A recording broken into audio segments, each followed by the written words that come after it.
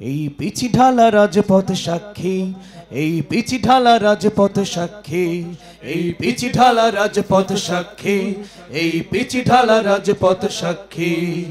তারুণ্য জেগে ওঠে কোরআন নিয়ে হাতে, সময়ের দুর্যোগে বজ্র মুষ্টি তুলে দীপ্ত কণ্ঠে রক্তের সিঁড়ি বেয়ে বুকের পাজর জিয়ে, রক্তের সিঁড়ি বেয়ে বুকের পাজর ছিঁড়ে দেখাও আবার ফের রক্তে আগুন কত বক্ষে, রক্তে আগুন কত বক্ষে।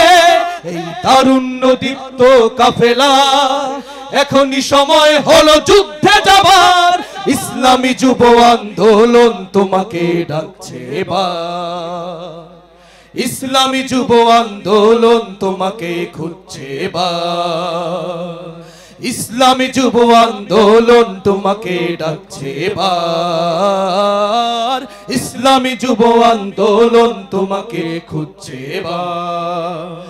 নারায়ে তাকবীর, আল্লাহু আকবার, নারায়ে তাকবীর, আল্লাহু আকবার, নারায়ে তাকবীর, আল্লাহু আকবার, নারায়ে তাকবীর, নারায়ে তাকবীর।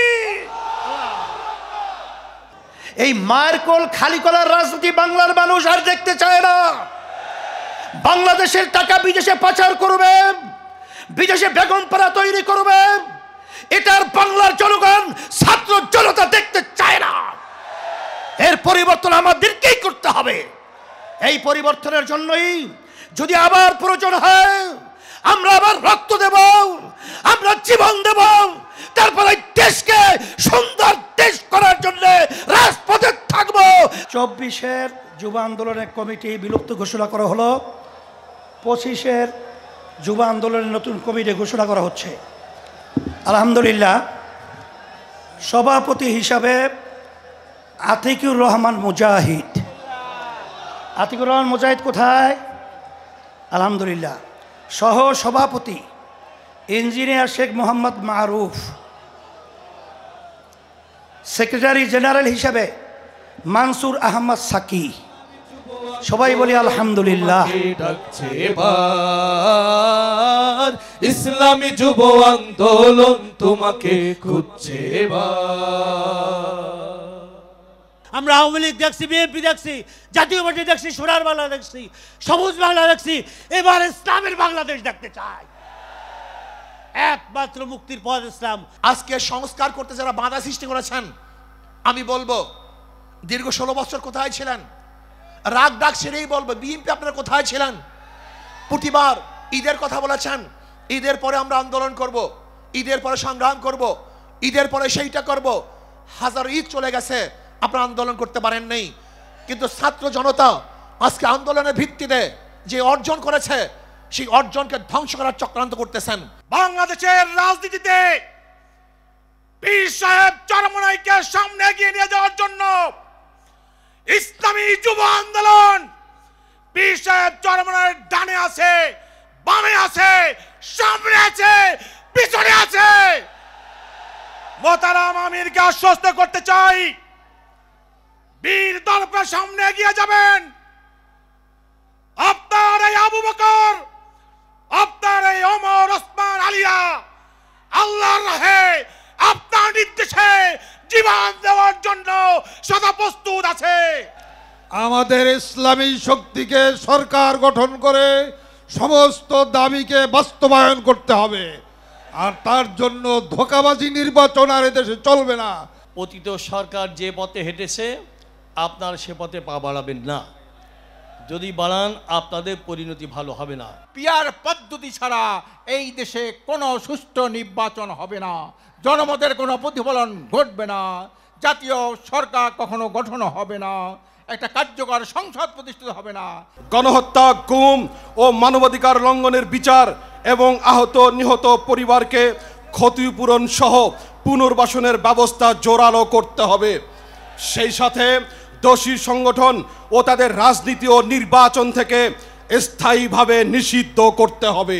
আমি আজকে সমস্ত বাংলাদেশের পীর মাশায়েখদেরকে আহ্বান জানাবো, সমগ্র বাংলাদেশের দরবারগুলোকে আহ্বান জানাবো, সমগ্র বাংলাদেশের ইসলামী দলগুলোকে আহ্বান জানাবো, ইসলামপন্থী দলগুলোকে আহ্বান জানাবো, আসুন সকলে ঐক্যবদ্ধ হয়ে ইসলামী আন্দোলনের পতাকা তলে, চরমনায়ের পীর সাহেবের পতাকা তলে ঐক্যবদ্ধ হই। জুলাই বিপ্লব আন্দোলনের ফ্যাসিস্ট যেই জায়গায় যে দাঁড়িয়েছে, সেই ফ্যাসিস্টদের কারণে, যাদের কারণে বাংলাদেশের কোটি কোটি টাকার সুযোগ সুবিধা দিয়েছে, সেই দেশটি হলো ইন্ডিয়া। জুলাই বিপ্লবকে ইতিহাসে যাতে ধারণ করা হয় এজন্য ছাত্ররা একটি প্রোক্লেমেশন চাচ্ছে, কিন্তু অনেকে বিরোধিতা করছে যে না, কোনো আর সময় নাই, 5-6 মাস পরে ঘোষণাপত্রের সময় নাই, সময় আছে, সময় চলে যায় নাই। অবশ্যই এই সরকারকে, অন্তর্বর্তীকালীন সরকারকেই এই জুলাই বিপ্লবের একটি ঘোষণাপত্র প্রকাশ করতে হবে। 5 আগস্ট থেকে বিভিন্ন ঘাট দখল শুরু করেছেন, বিভিন্ন জায়গায় চাঁদাবাজি শুরু করেছেন। আপনারা ক্ষমতায় গিয়ে নাকি সংস্কার করবেন। 5 আগস্ট থেকে এই পর্যন্ত আপনাদের সংস্কারের নমুনা জাতি দেখেছে। জুলাই বিপ্লবে আপনাদের ত্যাগ রয়েছে, আপনাদের রক্তে রাজপথ রক্তাক্ত হয়েছে। আগামী দিনে দেশ গঠনের কাজে আপনাদের সাথে বাংলাদেশ জাতীয়তাবাদী যুবদল একসাথে কাজ করবে। গণতন্ত্রের দোহাই দেয়, আমি জিজ্ঞাসা করি, আপনারা কোন গণতন্ত্র কায়েম করতে চাচ্ছেন? 72-এর, নাকি 91-এর, নাকি 96-এর গণতন্ত্র, নাকি 2001-এর গণতন্ত্র, যেই গণতন্ত্রের মাধ্যমে এই বাংলাদেশ 5 বার দুর্নীতিতে চ্যাম্পিয়ন হয়েছে? এরকম গণতন্ত্র বাংলাদেশের জনগণ চায় না। এটা বাংলাদেশের 1% মানুষও বিশ্বাস করে না যে আগে যারা এক সময় ক্ষমতা থেকে বিতাড়িত হয়েছিল তারা আবার ক্ষমতায় এসে বাংলাদেশের ভালো কাজ করবে, সংস্কার করবে। আমরা বলতে চাই, আপনার নির্বাচনের কথা পরে বলবেন, এটা তত্ত্বাবধায়ক সরকার নয়, এটা অভ্যুত্থান পরবর্তী সরকার। এই সরকারের মূল কাজ হলো সংস্কার করা। যেই কারণে যুবকরা, ছাত্ররা জীবন দিয়েছিল, সেই কাজ না হওয়া পর্যন্ত নির্বাচন যেন তেনভাবে দিলে এই রাষ্ট্রের কোনো উন্নতি হবে না, জনগণেরও কোনো ফায়দা হবে না। 1947 সালে ভারত ভাগ হয়েছিল দ্বিজাতি তত্ত্বের ভিত্তিতে, এবং এই ভূখণ্ড পরিচালিত হওয়ার কথা ছিল ধর্মীয়ভাবে। অথচ বাংলাদেশ স্বাধীন হওয়ার পরেও এই দেশে সবচাইতে বেশি নির্যাতিত হয়েছে আলেম ওলামারা। আমরা আশা করেছিলাম হয়তো জুলাই বিপ্লবের পর বৈষম্য দূর হবে, শ্রমিকরা তাদের ন্যায্য অধিকার ফিরে পাবে, কিন্তু আমরা লক্ষ্য করেছি যে জুলাই বিপ্লবের পরও শ্রমিকরা তাদের অধিকার ফিরে পায় নাই। এই দীর্ঘ আন্দোলন সংগ্রামে আমরা দেখেছি ইসলামী যুব আন্দোলনের এই তরুণ কাফেলা নিজেদের বুক চেতিয়ে রাজপথে বাংলার মানুষ এবং বাংলার অধিকারের জন্য কিভাবে জীবনকে বাজি রেখে কাজ করে গিয়েছে। জুলাই বিপ্লবের মাধ্যমে যে যুবক ভাইয়েরা, ইসলামী যুব আন্দোলনের ভাইয়েরা আত্মত্যাগ করেছেন, পঙ্গু হয়েছেন, চোখ হারিয়েছেন, আমি সেই ইসলামী যুব ভাইদের প্রতি শ্রদ্ধা নিবেদন করছি। আমরা সত্যিকার দ্বীন ইসলাম নিয়ে এই জমিনে যেভাবে আছি সেভাবে থাকতে চাই, তবে সামনে কোনো তাগুতকে ক্ষমতায় দেখতে চাই না, তাগুতকে ক্ষমতায় দেখতে চাই না। তাগুদের দোসর হয়ে যারা ক্ষমতা আসতে চান তারা হুঁশিয়ার, যদি প্রয়োজন হয় আবার যুদ্ধ হবে, তাগুতকে ক্ষমতায় দেখতে যাবে না। গত 52 বছর থেকে আমাদের উপর ভারতের যে আধিপত্যবাদ ছিল, জুলাই আগস্টের গণবিপ্লবে ভারতের আধিপত্যবাদকে পরাজিত করতে যারা নেতৃত্ব দিয়েছেন তাদের অন্যতম হলেন আমাদের নেতা পীর সাহেব চরমনাই। আজকের এই সোহরাওয়ার্দী উদ্যান থেকে আমরা বলতে চাই, দাদারা ওপারে ভালো থাকেন, এপার নিয়ে মাথা ঘামাবেন, সোহরাওয়ার্দী উদ্যানের দিকে থাকুন। লক্ষ লক্ষ যুবক শাহাদাতের তামান্না নিয়ে প্রস্তুত আছে। আমরা যত শাসক দেখেছি, যত নেতা দেখেছি, কেউ না কেউ কোনো না কোনো পয়েন্টে তারা জালেম ছিলেন, স্বৈর শাসক ছিলেন। বৈষম্যকারী স্বৈরাচারী ছিলেন। এজন্য আমরা বাংলাদেশের এই ইতিহাসে আমরা দেখি যে আমাদের ভালো নেতা না থাকার কারণে, নৈতিকতা সম্পন্ন নেতা না থাকার কারণে বাংলাদেশ স্বাভাবিকভাবেই শান্তি এবং নিরাপদ একটা বাসস্থান তৈরি করতে পারে নাই। বিডিআর এবং আমাদের সশস্ত্র বাহিনী সবাইকে অনুরোধ করব, 1 ইঞ্চি মাটিও যেন ভারত অধিকার করতে না পারে, আমাদের দিকে যেন চোখ রাঙাইয়ে তাকাইতে না পারে, তারা যেন বলতে পারে না 30 মিনিটে আমরা চিটাগাং দখল করব, 30 বছরও পারবে না, আমরা বেঁচে আছি। এই লক্ষাধিক সবাই এখন আবু সাইদ, সবাই মুগ্ধ।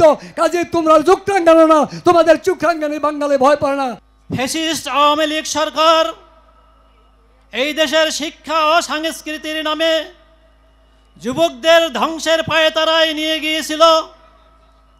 আমরা শরীফার গল্প ছিঁড়ে এদেশের মানুষের কথা বলার সাহস জুগিয়েছি।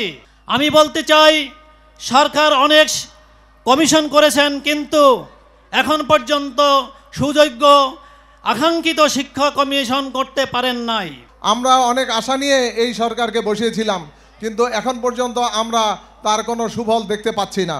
5 মাস পার হয়ে গেছে, দ্রব্যমূল্যের ঊর্ধ্বগতি কোনোভাবেই রোধ হচ্ছে না। তার উপরে আবার নতুন করে ভ্যাট বসিয়ে সেই দ্রব্যমূল্য বৃদ্ধিতে আরও উৎসাহিত করা হয়েছে। বিকল্প কোনো রাস্তা তারা দেখাতে পারছে না।